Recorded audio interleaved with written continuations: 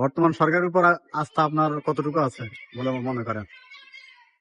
আসলে বর্তমান সরকারের উপরে আস্থার কথা যদি বলি, আমাদের এক প্রকার 0% তার উপরে আমাদের আস্থা নাই বললেও চলে। বর্তমান সরকার যে কার্যকলাপ করতেছে বা তার দলবল যে কার্যকলাপ করতেছে, তার যে মন্ত্রীগুলো যে সমস্ত কথাবার্তা বলছে, তাদের বর্তমান সরকারের উপরে আমাদের কোনো আস্থা নাই বললেই চলে। এই সরকার যদি তার যে ফেসিবাদী পরিকল্পনাগুলো আছে এগুলো থেকে যদি মুক্ত হয়ে আমাদের সুন্দর একটা দেশ উপহার দিতে পারে, তাহলে আমরা তার উপরে আস্থা রাখতে পারি। কিন্তু সে যে কার্যকলাপগুলো করতেছে, তার যে লোকজন যে কার্যকলাপগুলো করতেছে, এ নিয়ে আমাদের তাদের উপর কোনো আস্থা নেই। 0% আস্থা তাদের উপর আমরা রাখতে পারি না। এক্ষেত্রে সারা দেশে দেখা যায় অনেক জায়গায় গুম, খুন, ধর্ষণ এবং কি শিশু ধর্ষণের হার বাড়িয়ে গেছে।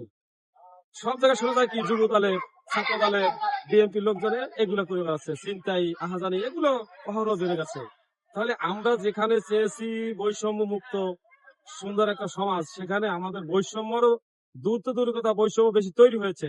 এবং সেক্ষেত্রে আমাদের বাংলাদেশের জনগণ এই সরকারের কাছে নিরাপত্তা নয়।